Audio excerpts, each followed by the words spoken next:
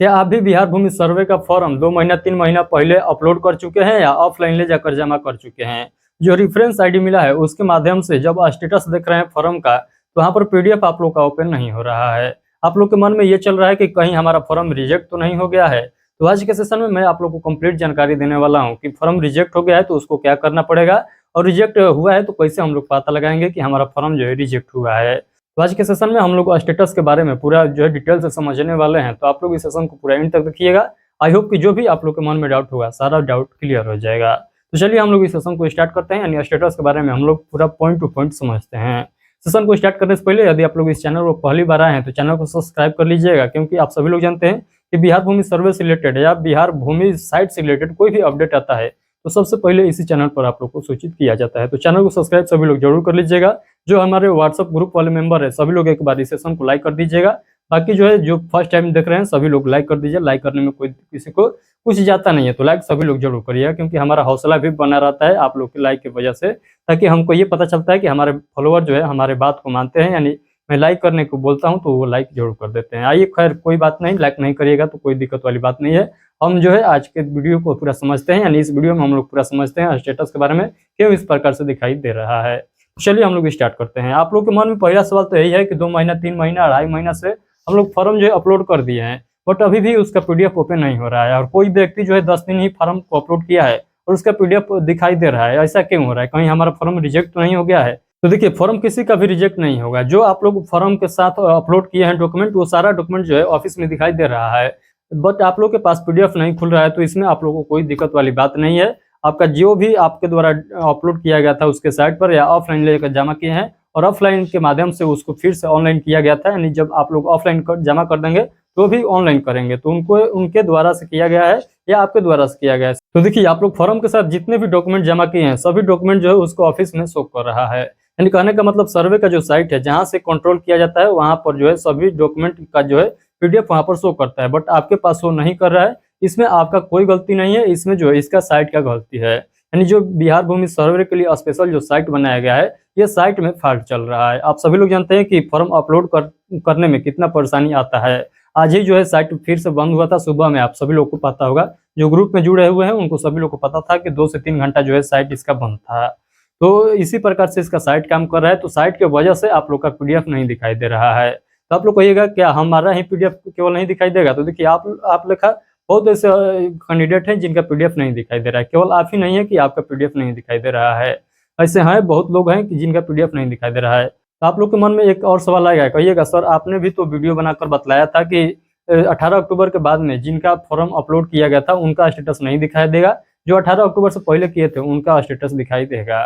तो ये आप लोग के लिए जो है आप लोग के मन में आना चाहिए, मैं इसको नकारता नहीं हूँ। देखिए, मैं कैसे आप लोग को बतलाया था, जो हमारे आप सभी लोग जानते हैं कि हमारा साइबर कैफ भी है, हमारे द्वारा जितना भी फॉर्म अपलोड किया गया है सभी का हमने जो है स्टेटस चेक किया था, सभी का पीडीएफ खुल रहा है। तो हमको पता नहीं चल पाया था कि 18 अक्टूबर के पहले वाला जितना भी हमने चेक किया था सभी का स्टेटस दिखाई दे दिया था, तो हमको लगा कि सभी का स्टेटस दिखाई दे रहा है। पर जैसे ही मैंने उस वीडियो को बनाया था तो उस वीडियो को कमेंट बॉक्स में आप ही लोग के द्वारा कमेंट किया गया था, सर हम तो 18 अक्टूबर से पहले बहुत पहले फॉर्म को अपलोड किए थे, अभी भी हमारा पीडीएफ ओपन नहीं हो रहा है। आप कर रहे हैं कि 18 अक्टूबर से पहले वाला का सभी का पीडीएफ ओपन हो रहा है। तो मैंने जितना अपने दुकान के माध्यम से जितना फॉर्म भरा था सभी फॉर्म को हम लोगों ने मैक्सिमम देख चुके थे और सभी का पीडीएफ जो है ओपन हो भी रहा था।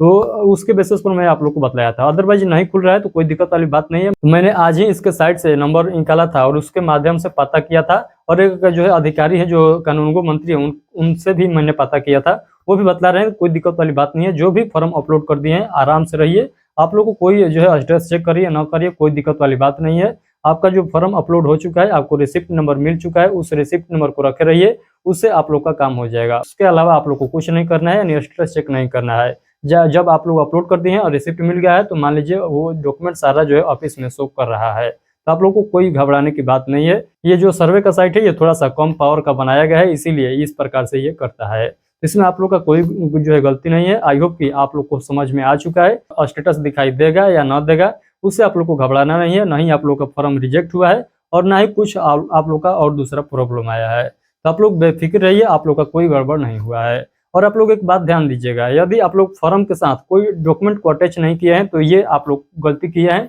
आप सभी लोग जानते हैं कि जो ऑफलाइन में डॉक्यूमेंट रिक्वायरमेंट है वही डॉक्यूमेंट को ऑनलाइन भी अपलोड करना है। यानी आप लोग जो है ऑफलाइन में जो जो दस्तावेज को जमा कर रहे हैं वो सभी दस्तावेज को यहाँ पर भी जमा करना है।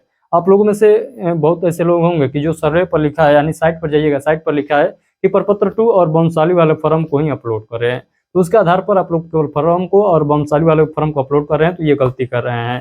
क्योंकि आप लोग हर न्यूज कटिंग में देखे होंगे या जो मंत्री हैं उनको उनके द्वारा भी बतलाया गया था, दिलीप जायसवाल जी के द्वारा भी बतलाया गया था कि आप लोग को सर्वे का फॉर्म जमा करने के लिए 2 ऑप्शन दिया गया है। एक तो आप लोग ऑफलाइन जमा कर सकते हैं, दूसरा ऑनलाइन जमा कर सकते हैं। तो दोनों में से कोई एक करना है। तो आप लोग क्या किए हैं, ऑफलाइन तो जमा कर दिए हैं डॉक्यूमेंट सारा लगाकर, आप लोग ऑफलाइन डॉक्यूमेंट जो है सभी जमा किए हैं, बट ऑनलाइन करा रहे हैं तो आप लोग केवल प्रपत्र 2 और वंशावली वाले को ही अपलोड कर रहे हैं। तो ऐसा आप लोग को नहीं करना है। आप लोग को मैं बता रहा हूँ कौन कौन से डॉक्यूमेंट अपलोड किए हैं, तो आप लोग निश्चिंत रहिए, आप लोगों को कोई दिक्कत वाली बात नहीं है।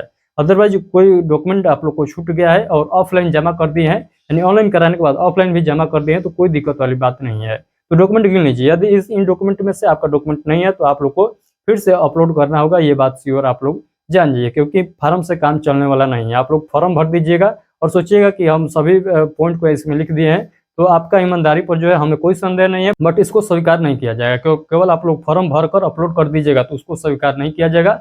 आपका असली जो डॉक्यूमेंट है वो जमीन का दस्तावेज ही है। दस्तावेज हर हाल में अपलोड करना है। दस्तावेज समझ लीजिए कौन कौन अपलोड करना है। पहले नंबर तो आप लोग सर्वे का फॉर्म अपलोड करिएगा, प्रपत्र 2 और वंशावली खतियानी जमीन है तो वंशावली लगाना होगा। तो उसके बाद आप लोग समझिएगा, उसके बाद रसीद यानी जमीन का रसीद कट रहा है तो जमीन का रसीद लगाना है। उसके बाद रसीद नहीं कट रहा है तो उसके स्थान पर आप लोग दाखिल खारिज कराए हैं तो उसका रसीद लगा दीजिएगा। उसके बाद आप लोग आधार कार्ड लगाइएगा और उसके बाद आप लोग को क्या लगाना है, तो उसके बाद आप लोग जमीन का दस्तावेज लगा दीजिए। कहने का मतलब खतियानी है तो खतियान लगा दीजिएगा और केवाला वाला है तो केवाला आप लोग को लगा देना है। तो इस प्रकार से यानी ये 4-5 डॉक्यूमेंट आप लोग को क्या करना है, अपलोड करना है। यदि आप लोग किए हैं तो अच्छी बात है, नहीं किए हैं तो आप लोग को फिर से अपलोड करना होगा। केवल फॉर्म को अपलोड किए हैं तो आप लोग जो है फिर से अपलोड करिए। मेरा बात मानिए, यदि आप लोग केवल फॉर्म को अपलोड किए हैं और ऑफलाइन भी डॉक्यूमेंट को जमा नहीं किए हैं तो आप लोग को फिर से अपलोड करना होगा। तो इन सभी डॉक्यूमेंट को क्या करना है, आप लोग को अपलोड करना है। यदि इन डॉक्यूमेंट को अपलोड नहीं किए हैं तब आप लोग को जो है कुछ दिक्कत होगा आगे चलकर, बट आप लोग को फॉर्म के साथ जमीन का दस्तावेज जो है देना जरूरी है, क्योंकि उसी के बेसिस पर पता चलेगा कि ये आपका जमीन है। केवल फॉर्म भर देने से आपका ये पता नहीं चलेगा कि आपका जमीन है।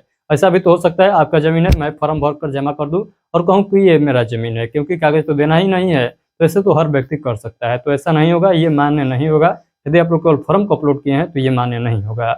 आप लोग मेरे बात को सुने होंगे कि मैं 10 बार से कम नहीं आप लोग को बोला हूँ कि फॉर्म को अपलोड किए हैं तो ये मान्य नहीं है। तो मैं आप लोग को ये खास बात बतलाना चाहता हूँ कि यदि आप लोग फॉर्म को अपलोड किए हैं तो ये मान्य नहीं है।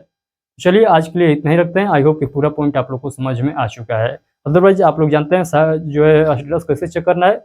मैंने स्टेटस चेक करने के लिए आज नहीं लाया हूँ सेशन, आज आप लोग को समझाने के लिए लाया था। आप लोग बहुत जो है ग्रुप में बोल रहे थे कि सर हमारा पीडीएफ ओपन नहीं हो रहा है, पीडीएफ ओपन नहीं हो रहा है, कोई सोल्यूशन बताइए, कोई सोल्यूशन बताइए।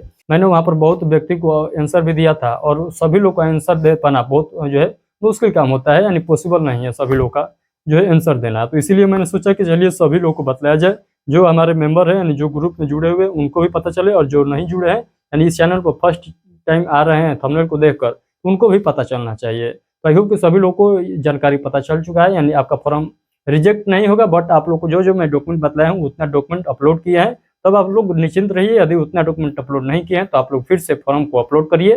दोबारा कर सकते हैं, 3 बार कर सकते हैं, 4 बार कर सकते हैं। फॉर्म अपलोड करने के लिए आप लोग को कोई दिक्कत नहीं है, आप लोग जितना चाहें उतना बार फॉर्म अपलोड कर सकते हैं।